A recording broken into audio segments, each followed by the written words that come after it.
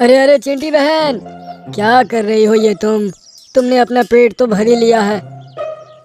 अब तुम बचे हुए दाने को कहाँ ले जा रही हो? मैं रोजाना आधा खाना खाती हूँ और आधा बचाकर अपने घर में रखती हूँ। इसे कहते हैं बिना मेहनत किए खाने का इंतजाम करना। ड्रीमलैंड जंगल में रॉकी नाम का एक कौवा रहता था, जिसकी जिंदगी जीने का तरीका बाकी पक्षियों से बहुत ही अलग था।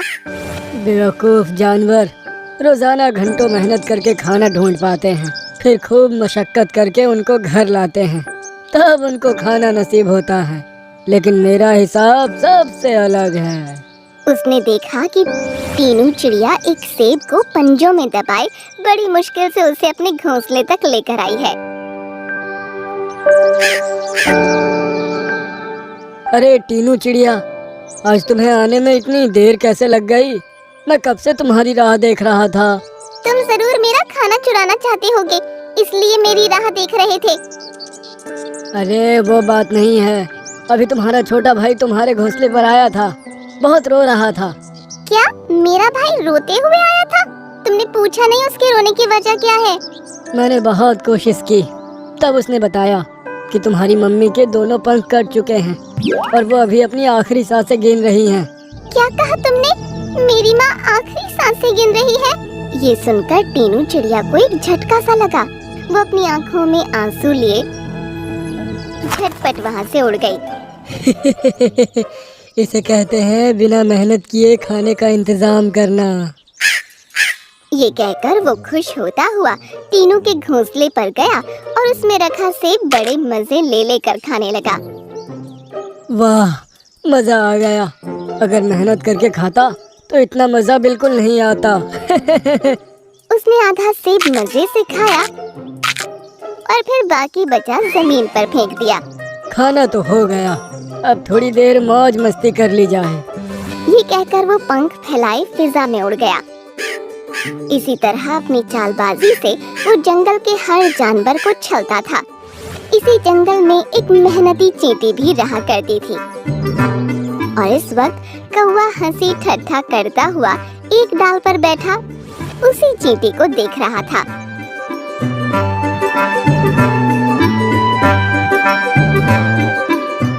उफ, कितना भारी चना है। इसको यहाँ तक लाते हुए मेरी तो हालत ही खराब हो गई। चींटी ने उस चने को थोड़ा सा खाया, अब उसका वजन थोड़ा हल्का हो गया था। फिर उसने फिर से उस चने को उठाया और गुफा की तरफ चल दी। अरे अरे चिंटी बहन, क्या कर रही हो ये तुमने अपना पेट तो भर ही लिया है। अब तुम बचे हुए दाने को कहाँ ले जा रही हो? मैं रोजाना आधा खाना खाती हूँ और आधा बचाकर अपने घर में रखती हूँ, जो कि इस गुफा में है। क्या बेवकूफ़ी है, भला आधा बचाकर रखने से फायदा ही क्या होता है? उसको उठाकर घर तक लाने में तुमको परेशानी नहीं होती? होती है, लेकिन अपने अच्छे कल के लिए हमें थोड़ी परेशानी तो उठानी ही पड़ती है। आगे चलकर ऐसी कोई परेशानी आन पड़े कि मैं खाना ढूंढने भी ना जा सकूं, तो फिर क्या खाऊंगी? बेकार की सोच है तुम्हारी। अपना तो एक ही वसूल है, मजे से खाओ और बाकी बचा फेंक दो। ये कहकर वो वहाँ से उड़ गया। इसी तरह कई महीने गुजर गए और बरसात का मौसम आया। एक ऐसा तेज तूफान आया कि बड़े बड़े पेड़ बर्बाद हो गए। केवल जो पेड़ मजबूत और मोटे थे वो ही जिंदा रह पाए। कौवा भी अपने घोंसले में आराम फरमा रहा था। आहा, क्या मस्त हवा चल रही है। काश ऐसे ही लेटा रहूं और कोई आकर मेरे मुंह में अंगूर के दाने डालता रहे।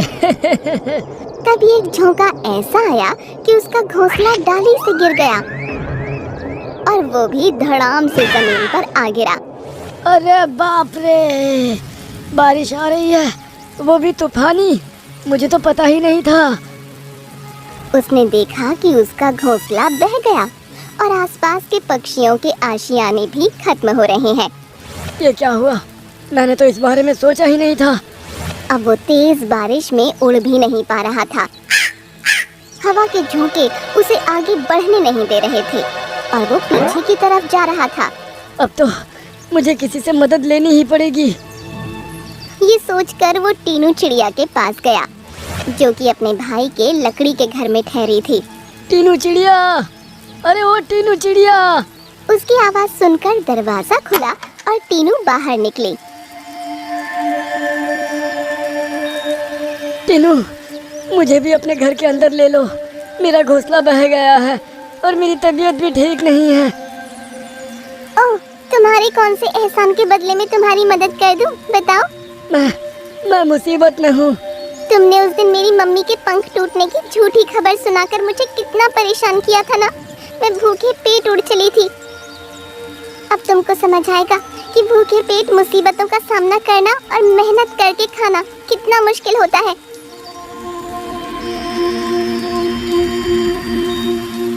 ऐसा कहकर उसने मुंह पर ही दरवाजा बंद कर दिया। अब कौवे को अपनी गलती का एहसास हो रहा था।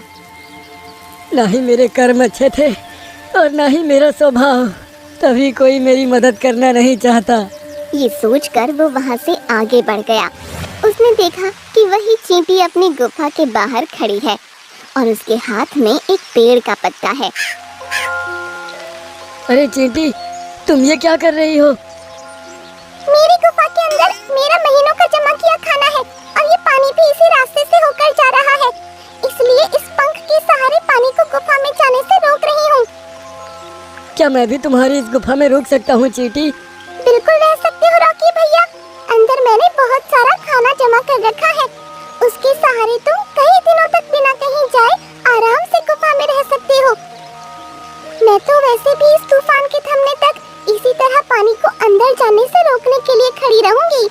चींटी के ये वचन सुनकर कौवे का दिल पिघल गया।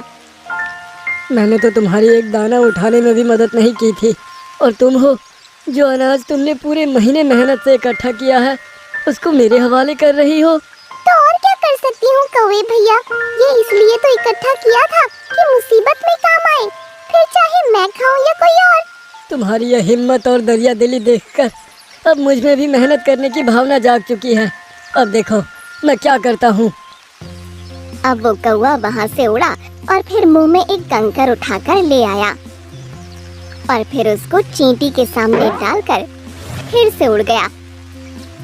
इसी तरह उसने दूसरा कंकर भी लाकर चींटी के सामने रखा।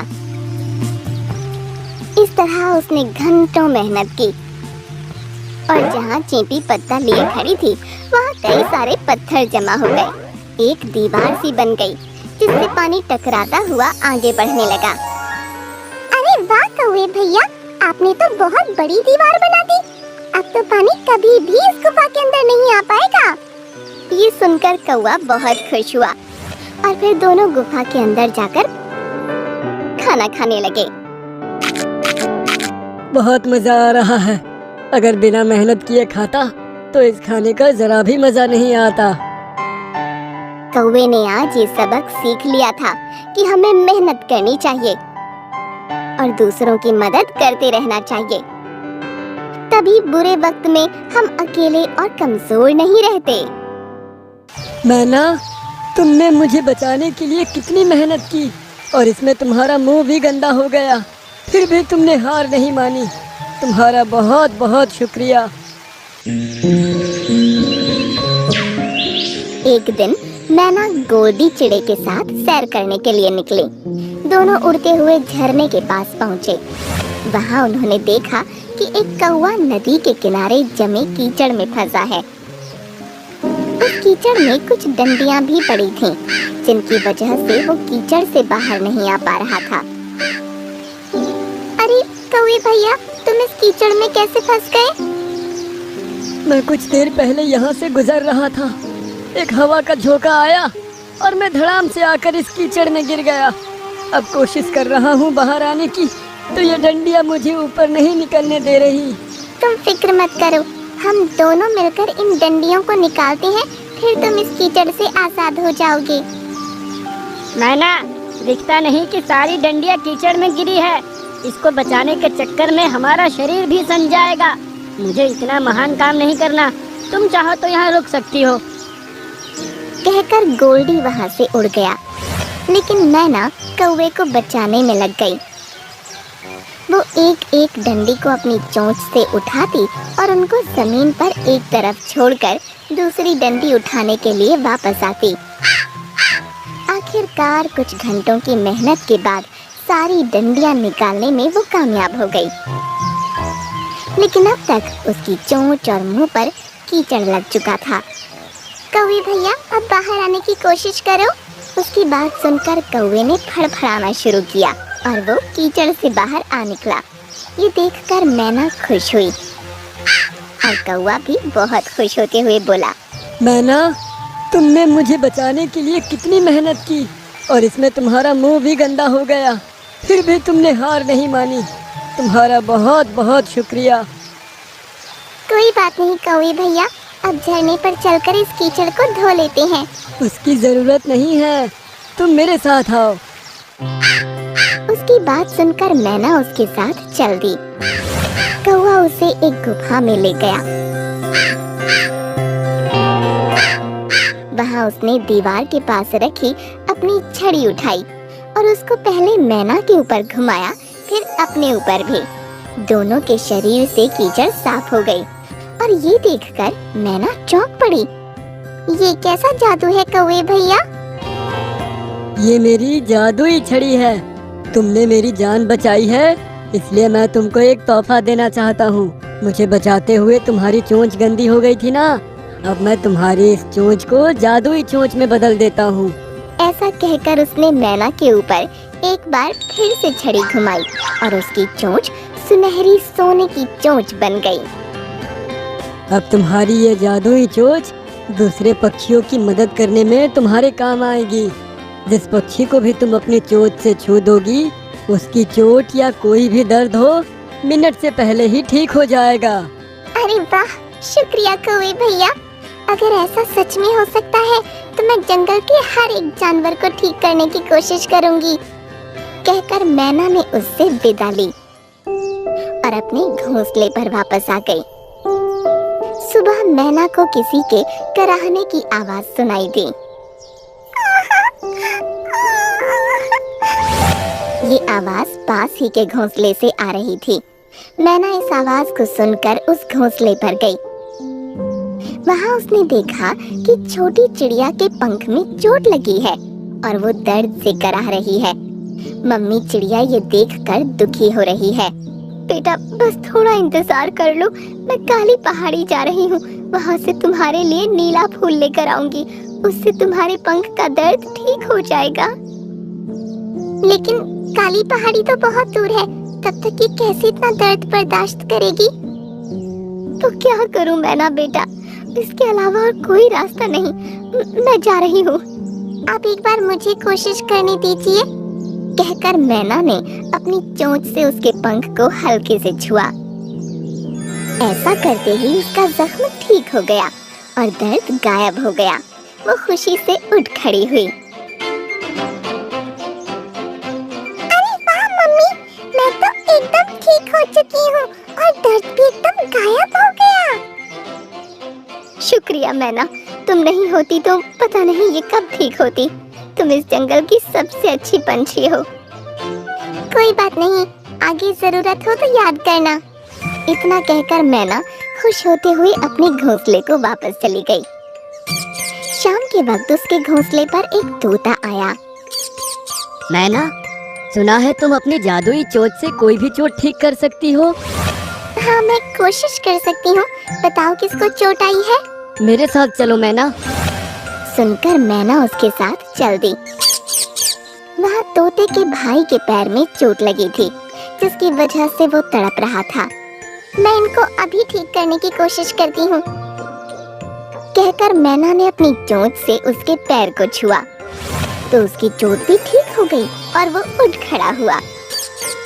दोनों ने मैना को खूब धन्यवाद किया और मैना भी खुश होते हुए अपने घोंसले को वापस चली गई। अब ये बात पूरे जंगल में फैलना शुरू हो गई और गोल्डी के कानों तक पहुंची। जादुई चोंच, क्या बकवास है? और अगर ऐसा भी है तो वो बिना कुछ पक्षियों से लिए ठीक क्यों कर रही है? मैं अभी जाकर उस चोंच को ही ले आता हूँ। ये सोचकर गोल्डी ने अपने घोंसले में रखा चाकू निकाला और उसके पंजों में फंसाकर मैना के घोंसले की तरफ चल दिया। मैना उसके पास चाकू देखकर डर गई। ये चाकू तुम किस लिए लेकर आए हो गोल्डी? बहुत हो गया सबका फ्री का इलाज, और इस चोंच को मैं लगाऊंगा और सबसे इलाज के बदले कुछ न कुछ काम जरूर लूंगा। ऐसा कहकर उसने मैना की चोंच पर चाकू चला डाला और उसकी चोंच कटकर नीचे गिर गई। मैना बहुत बदसूरत दिखने लगी। अपनी चोंच को जमीन पर पड़ा देख वो रोने लगी। गोल्डी ने चोंच को अपने पंजों में दबाया और वहां से उड़ चला। लेकिन जब वो अपने घोंसले पर पहुंचा तो वही कौवा तैयार खड़ा था। तुमने मैना पर हमला किया, उसको चोट पहुंचाई। कौवा भैया, आप प्लीज ये चोंच मुझे लगा दीजिए। उसकी जगह अब मैं इस चोंच से पक्षियों को ठीक किया करूंगा। मुझे पता है कि तुमको दूसरों की मदद करने में कोई दिलचस्पी नहीं है। इतना कहकर कौवे ने अपनी छड़ी घुमाई और देखते ही देखते गोल्डी की चोंच पत्थर की बन गई। उसका मुंह भारी होकर दुखने लगा और वो दर्द से कराहने लगा। कौवा वहां से उड़कर मैना के पास पहुंचा तो वो अपने घोंसले में पड़ी रो रही थी। मैना, तुम रोना बंद करो, मैं अभी तुमको ठीक कर देता हूँ। इतना कहकर उसने मैना के ऊपर छड़ी घुमाई और उसकी चोंच फिर से वापस आ गई। वो खुशी से झूम उठी और कौवा उससे विदा लेकर वहां से चला गया। मैना का दिल बहुत नरम था, इसलिए वो गोल्डी के घोंसले पर गई और उसकी चोंच को ठीक कर दिया। ये सब बाकी के पक्षियों ने भी देखा और उसकी बहुत तारीफ की। फिर गोल्डी ने भी मैना से माफी मांगी और उसके बाद मैना खुश होती हुई अपने घोंसले को वापस चली गई।